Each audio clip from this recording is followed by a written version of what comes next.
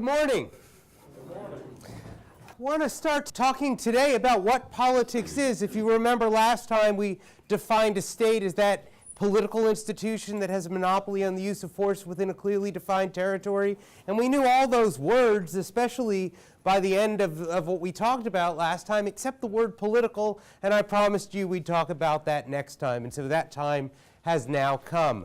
The state, remember, is that political institution that has a monopoly on the legitimate use of force within a clearly defined territory. And the one word we're really going to concern ourselves here, the word that we don't already really understand necessarily, is the word political. So that's what I want to talk about today. What do we mean by political? What is politics? What we looked last time is a little recap of what it is that the state actually does. And basically we saw that in return for our loyalty, in return for our taxes, in return for our payments, essentially the state will provide us with public goods. Now in some very broad way, all of those public goods can be characterized as one of two things. Some people even say it's really just one thing. They provide protection, that is to say the state provides protection, and the state solves collective action problems. Some people who say that the state really just does one thing sort of say, well, solving collective action problems is itself a public good. But more on that next time when we talk about collective action problems. Okay, so if the state is the political institution with a monopoly on the use of force within a clearly defined territory, what do we mean by political? Well, to talk about what politics is, first, as I'll often do, you'll see, here's your definition. Right? Politics is the process by which individual interests are reconciled with collective action and the provision of public goods. Now, when we say interests in this context, we don't mean interests like, my, that's interesting. We mean interests like things that you want or desires that you have.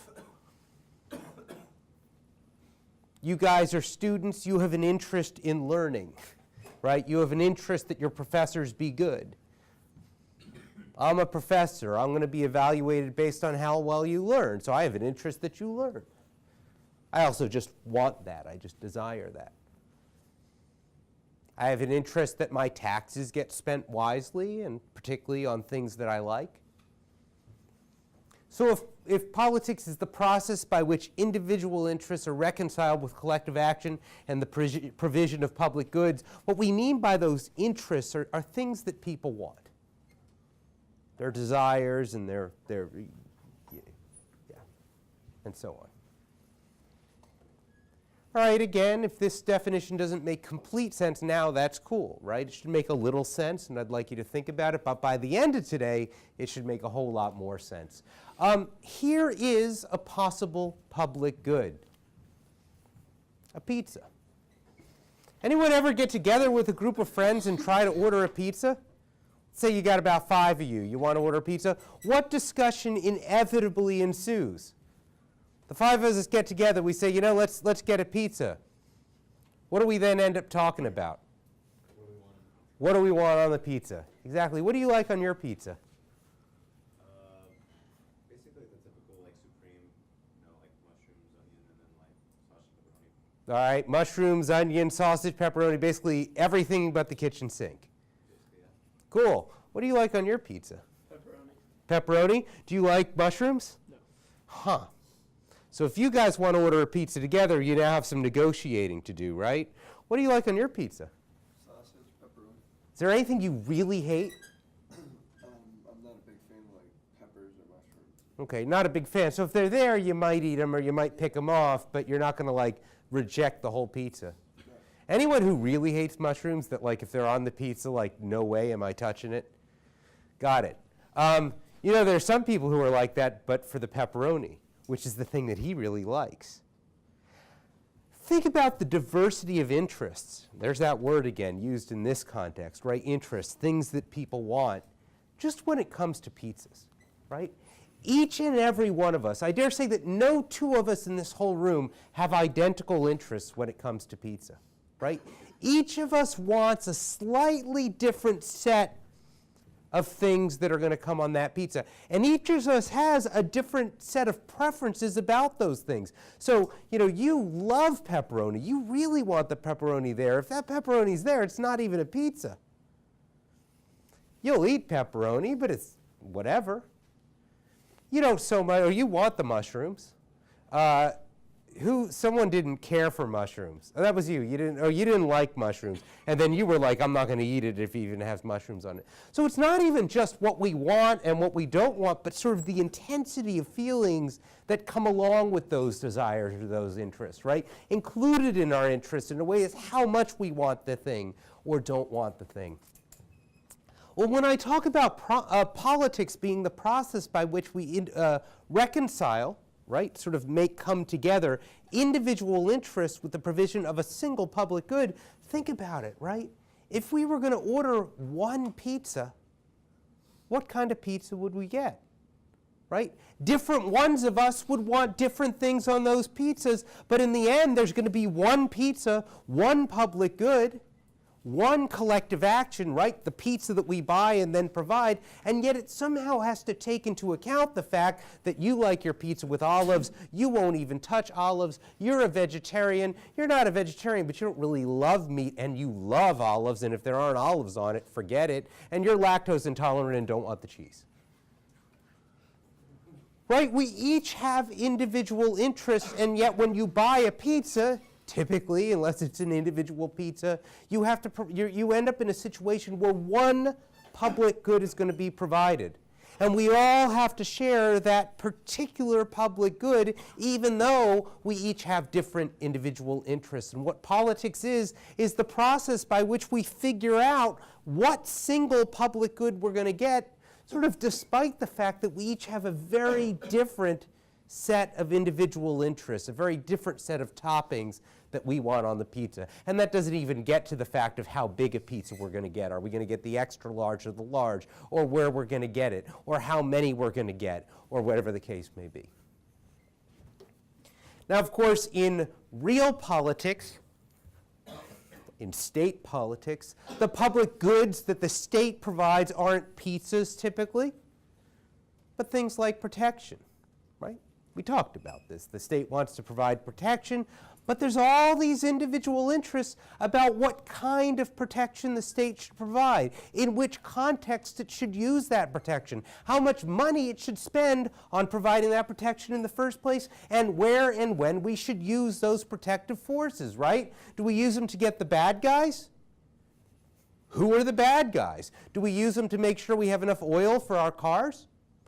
Here's where the different interests start to come into play. Almost everybody agrees that the state should provide protection, but we all end up having very different interests when it comes to where should this protection be used, how much money should we spend on it, where should we use it, against whom, and how much, and in what ways. One of the things the state provides is law and order, right? State hires police officers to protect us from each other. It establishes courts of law to determine if anybody is breaking the laws that the state establishes and what should be done to them, including how should we punish those people who break those laws. But again, even though most of us would agree that the state should play some role providing laws and law and order for society, we might disagree about the laws it should have or about what should happen to people who break those laws. The state provides transportation and infrastructure. It builds roads and freeways and ports and airports and railroads and so on. Sometimes private industry does these things too, but it's certainly a big part of what the state does. The state builds a lighthouse. Some of us who are in shipping have an interest that lighthouses get built. Some of us who buy the things that get shipped in also have an interest in that. But of course, if we own a port over here on the west coast and you own a port over there on the east coast and there's only enough money for one lighthouse, we might have very different interests about where and how big that lighthouse is. We want water management, right? Could you imagine what life would be like if we each had like individual, we were each responsible for providing for our own water?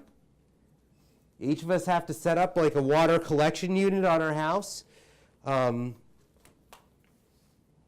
Imagine if you had to deal with your own sewage and put it away, right? It's better for all of us that the state build pipes to bring the water in, to hold it until we need it, and to carry it away once it's dirty. State provides waste management, right? We don't each want a mini little landfill in our backyard, right? It's better if we just sort of pay one set of guys to come to all our houses, collect the garbage, and put it away. Somewhere far away where it's not going to get us sick. It's better for all of us that the state provide this public good. And yet we might have different interests about how often they should do the trash pickup, or how much we should pay for it, or if they should also do recycling. Yeah? Are a lot of those like managed by private? Well, some of them are managed by private industry, and so that right there is another question, right? We all have an interest that our garbage get picked up and put away somewhere far away from the city. Do we all want to collectively pay for it? Or do we want it to be up to individuals to contract with businesses that might do it for you? If we do the latter, well, you might have more tolerance for garbage piling up in your yard than I do. Well, and that's okay, right? Then we've made the decision that you have garbage in your yard and I don't have it in mine. But if your garbage in your yard is going to make me sick, I might actually want to have an interest in having it be provided uniformly by the state. But you might still be saying, no, I don't even want that pizza. And yet the pizza is going to be provided. We all paid our dues to the fraternity. The fraternity's going to buy the pizza. You're paying for that pizza anyway, whether you want it or not, at some level. And so a political process is going to be involved even in just deciding, are we going to buy pizza collectively or not? Good question. Public education. Again, most of us agree that at some level the government should provide for some sort of education. It's better for all of us that most of us learn how to read and to do very basic adding and subtracting, but we can argue very legitimate arguments on both sides how much education the state should provide, up to what level, and for whom, and how many people. And so this is sort of the upshot, that no matter how basic it may seem any of these public goods or services are, there's almost always some diversity of interests. Here's something that I think, I'm just saying we all have individual interests, right? But here's something I think we would like all agree on, right? That among the things that the government tells the police officers to enforce, right, among the laws that the government's going to have, that among those laws the government should say, basically, thou shalt not kill. I think anybody, even the most small government libertarian, thinks that murder should remain illegal. Agreed? Okay. It's kind of a little extreme to say, no, even murder shouldn't be illegalized. It's up to individuals to regulate that, right? All right, fine. So we all agree that murder should be illegal, like that shouldn't be allowed. The government should step in and stop it from happening and should step in to punish people who actually do it anyway. Fine. And I think we all agree that those laws against murder should apply to people like this. This is actually just a random group of Wabash students. Murdering Wabash students should be as illegal as murdering everybody else. I think we all agree on that. I think we agree it should apply to these people. These are high school students. Notice they don't vote, but it should still apply to them. Even to that dude on the right in the stonewashed jeans, which were very in style then. It should even apply to little people like that. She doesn't even know she's being protected by laws like this, right? That you can't murder people. But we all agree, I think, that it should apply to her too, right? That when the government tells the police, thou shalt not murder, they should include in that rule the murder of little people who don't even know they're being protected by that law, including my niece. But should it apply to these people? Well, I don't know. Kind of depends if you even think those are people. And now we get into the world where some of us think they are, and thus they should be included in what that law protects, and some of us think they aren't, and thus it doesn't matter. And I'm not here to tell you which way is right. This isn't a politics class, right? This is a political science class. This is a class where we learn the process by which these decisions are made. You go home and on your own decide which way you actually want it to be. But what I'm here to tell you is that whether you like it or not, you are making that decision. Every time you vote, every time you pick the leaders you want, you're picking leaders and you're telling them, look, I want you to have a law that thou shalt not murder. We all agree on that law, but guess what? We all now have to take a position on whether that law should be applied to things like this or not. And each of us may have a very different set of interests. Some of us may think, yeah, it should even apply to those things, but not to those things, which is just that thing at an earlier stage of development.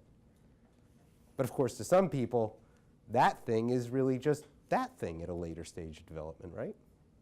And, you know, that thing is really just that thing at a later, you can go on and on. We all agree, I think, at some basic level that the government should be involved in establishing protection, right? To protect us from outside powers, to protect us from each other. But who is the people we're being protected from?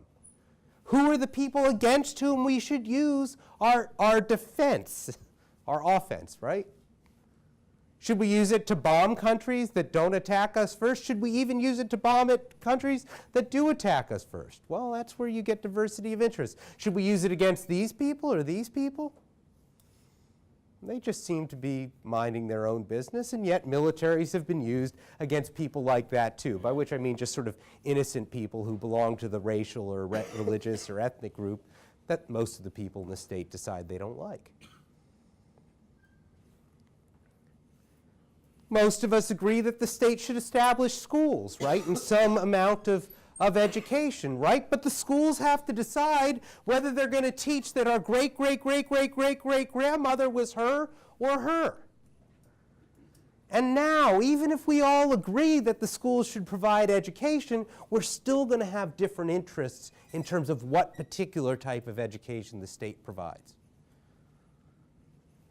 For the last time, right? I'm not here to tell you which one of those was our great-great-great-great. That's up to you. I'm here to tell you that if we all get what we want, which is public schools, I imagine most of us want some level of public schools, we're going to then have that diversity over what those schools teach.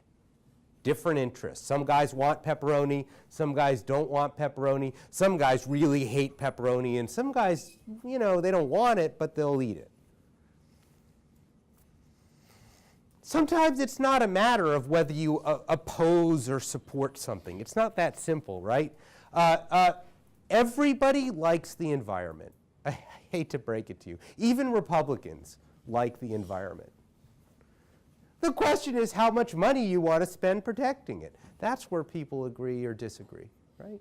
I mean, everybody, if they had their way, like bald eagles, wouldn't be extinct. I think there's very few people who want animals to go extinct. But there's a lot of people who think we shouldn't use public funding to protect them. And then there's a lot of people who think we should. There's a lot of people who think the endangered species that you're killing is really, well, you want to kill it, you kill it. It's just an animal.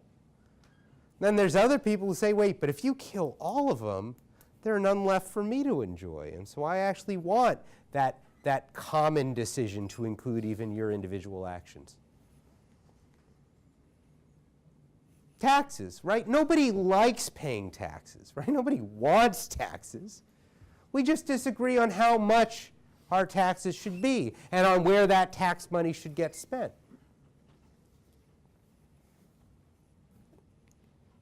Okay, so if politics is the process by which individual interests are reconciled with collective action and the provision of public goods, then government is the set of individuals and institutions that make those political decisions. Institutions are the organizations and the rules, and sometimes even the traditions that government establishes or that we as a society live by. I want you to note something a little different about our use of this word. Typically, we understand that the word institution means something like an organization, but in comparative politics, we will also use the word institution to refer to the laws that those organizations pass and the rules that those organizations themselves live by. So the U.S. Senate is an institution, so too are the laws that the U.S. Senate helps pass in this context. In fact, there are two kinds of laws, broadly speaking. You have statutory laws, the laws of everyday life, the laws that we see and think about most often, right? Don't walk on the grass, thou shalt not kill, your taxes are going to be this much, and so on and so forth. But sometimes it'll be important that we contrast those with a different kind of law, constitutional laws, which are the rules that determine how the rules are going to be made. The president has to stand for election every 4 years. Each state gets 2 senators, no matter how big or how small it is. Right? Those are rules too. Those are institutions too. But those institutions really govern how the people who make the other rules get their jobs and how they end up serving. Notice that all political decisions really end up involving winners and losers. Right? We decide on that pizza. We decide that it's going to have pepperoni on it. Somewhere, there's somebody who didn't want pepperoni. They lost that time. Well, we could decide that it shouldn't have pepperoni, but somewhere there's somebody who really wanted pepperoni, and that guy loses. You know, sort of like everybody wants public transportation, kind of. We all, like none of us would really be that much worse off if there was a subway system in our city. Maybe not this city. But, you know, and in the end, it doesn't even cost very much, right? Like a couple extra tax dollars. I'm talking in a real, this is actually the San Diego public transport system. So it's like, you know, a bigger city that would really benefit from that. It only costs a couple dollars per person. Even if you're not going to use it, it might be worth a couple dollars to not have the traffic or to have other people you know be able to get around a little bit more easily. But yet, even here, you're going to have groups of people who oppose those things, right? I don't know, taxi cab companies, auto companies, people who sell gasoline, and so on.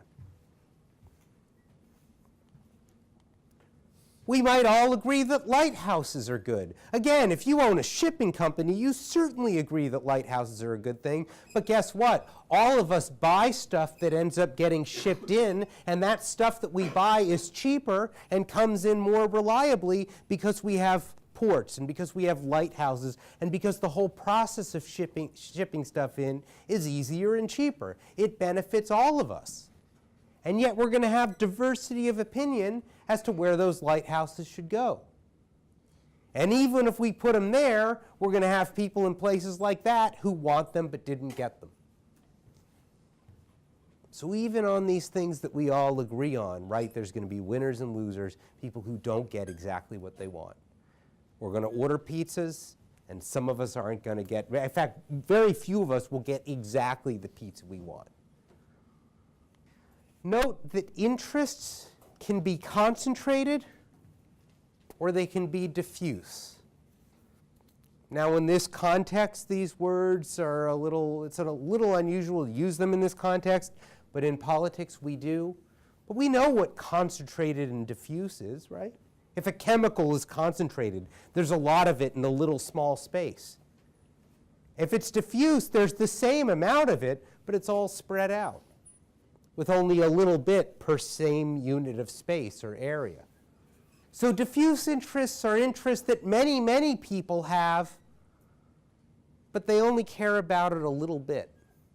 Concentrated interests are interests that maybe a smaller number of people have, but they really care a lot. And here's an example right there. I sort of gave it to you, right?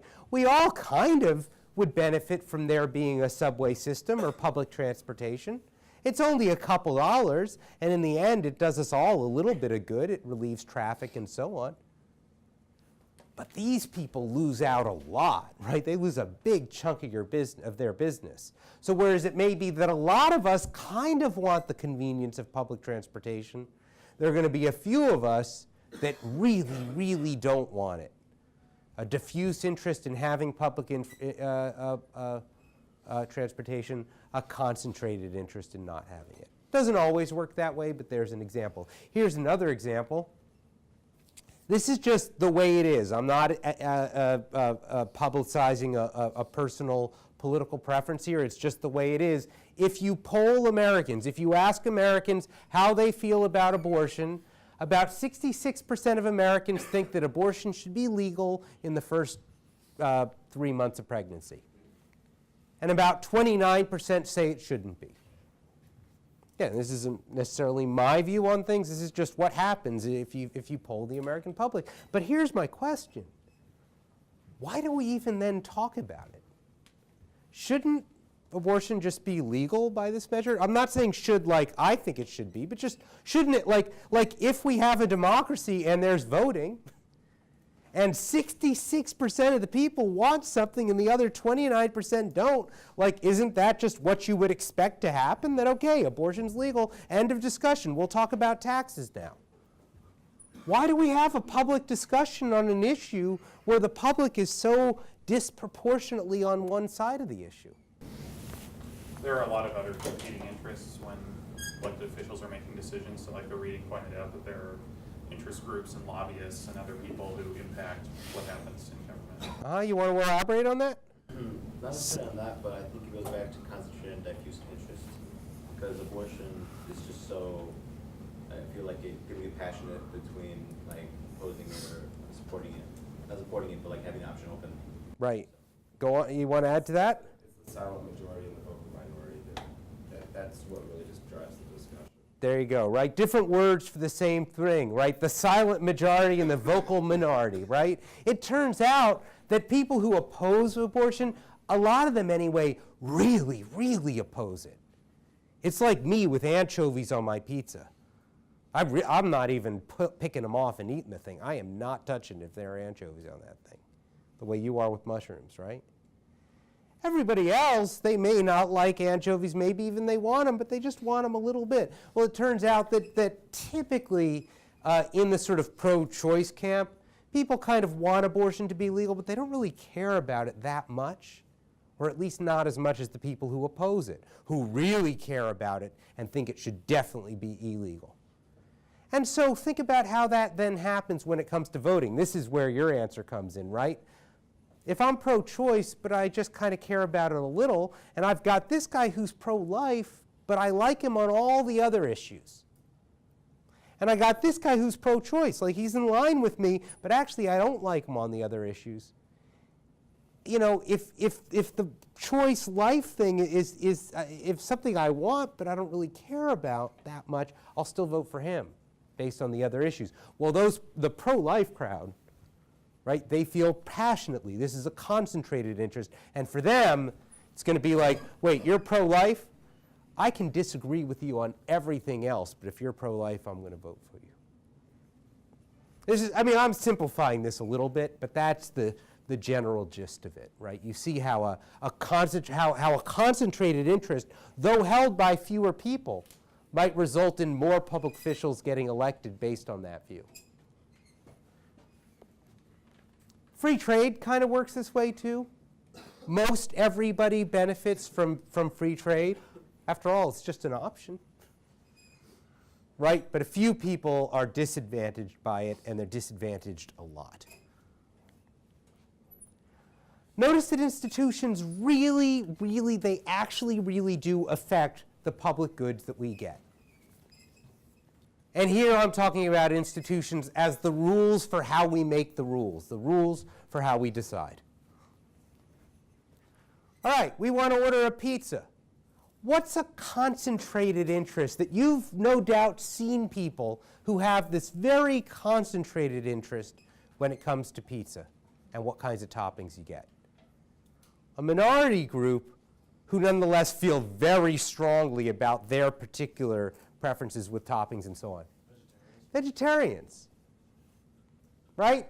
They're a dietary minority. They're not the majority, especially now. I used to teach in California. The world was different there. But I'm in Indiana now. And vegetarians are definitely a minority. But they feel really passionately. I'm not a vegetarian. I like pepperoni on my pizza. But I'll give it or take it or leave it. You know, if I could just not get anchovies, I'll take the pepperoni off, right? If you could not get mushrooms, you'd take all the other vegetables, right? The vegetarians, they're not going to eat it if it's got meat on it, typically. So you have a world where you have carnivores and you have vegetarians. And this world has 13 carnivores and 7 vegetarians. Vegetarians are a minority. About 35% of the small population of this society. All right, well, if we're going to order 5 pizzas for this society, one way to resolve this problem of many, many individual interests in the provision of a single public good is to vote on it. Now, if you vote on it in this society, 5 pizzas, how many pizzas do you think would end up being meat pizzas and how many would be vegetarian pizzas? Any guesses? 2 vegetarian, 3 carnivores. Well, let's try it out. All right, we're going to order 5 pizzas, people. Order the way you want, right? First pizza. How many people want a meat pizza? Raise your hand. All right. Hands down. How many people want a vegetarian pizza? Oh, okay. Well, better luck next time. Second pizza. How many people want a meat pizza? Raise your hand. Okay, hands down. How many people want a vegetarian pizza? Yeah, okay, 2, 3. All right, third pizza. How many people want a meat pizza? All right, third pizza. How many people want a vegetarian pizza? Okay, but you know, you told us that really it's going to be 3 to 2, so now it's time for a vegetarian pizza, right? But vote the way you want. How many people want a meat pizza? Oh, wait. How many people want that vegetarian pizza? It's the 4th pizza. Oh, we have a word for your situation. It's called SOL. Wait, 5th pizza though, right? How many people want, like now, it's the last chance for the vegetarians. How many people want a meat pizza? Right, how many people want, okay, you get the point, right? Like voting isn't always going to guarantee that a small minority in society, or even a relatively sizable minority, is going to get anything, right? And if you just vote on it, you might end up with a situation where the majority gets everything, not just what proportionally it would be due. Now, you can try to solve for this situation. In fact, this is a situation that we call tyranny of the majority. We know what a majority is, mostly. And tyranny is really something that's not good, right? It involves some kind of oppression. But here you go. What kind of oppression is it when the majority of us want it? When the majority of us want meat on our pizza and we order 5 meat pizzas because, after all, the majorities win and we do have a democracy, what's the situation that the vegetarians are in? That SOL situation, right? Well, they might argue that it's tyranny of the majority. That, yeah, sure, it was all democratic, but I have some rights to at least 1 pizza here. Well, how can you guarantee that when you also have democracy? The answer is it's very hard, and in some ways we're going to spend the next month grappling with that very question. One way that governments attempt to grapple with that question is by dividing the power that the government itself has. Some countries, like our country, are divided federally, right? We have the United States, but we're broken down into 50 little states, and even some sort of semi-autonomous districts, like the District of Columbia. If we basically say, look, the rules will be made on a local level, well then, assuming, and sometimes this is safe to assume, that people with similar interests end up living concentrated and closer together to one another, then they might get the kinds of pizzas they want in their regions, and we'll get the kinds of pizzas we want in our regions. So if instead you say in this society, look, we'll divide ourselves up federally into 5 districts, and now have each district decide on what pizza it's going to have,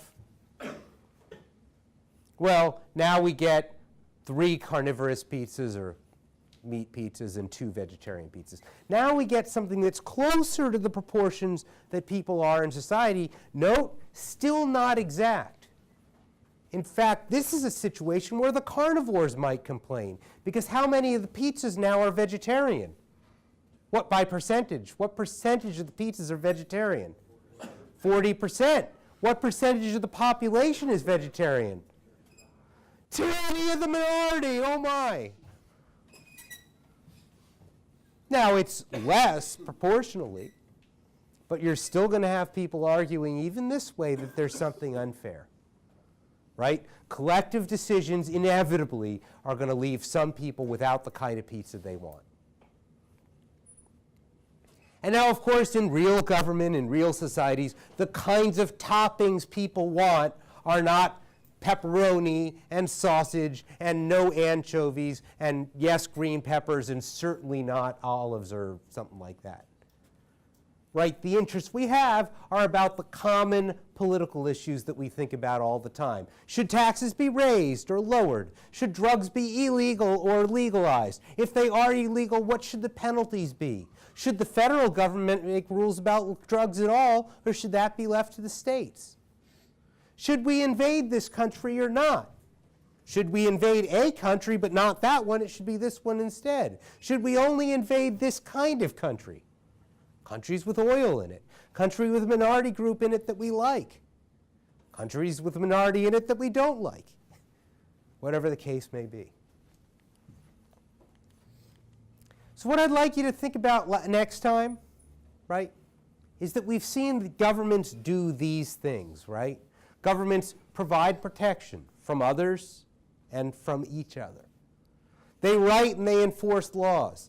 They establish public goods like transportation and infrastructure and so on and so forth.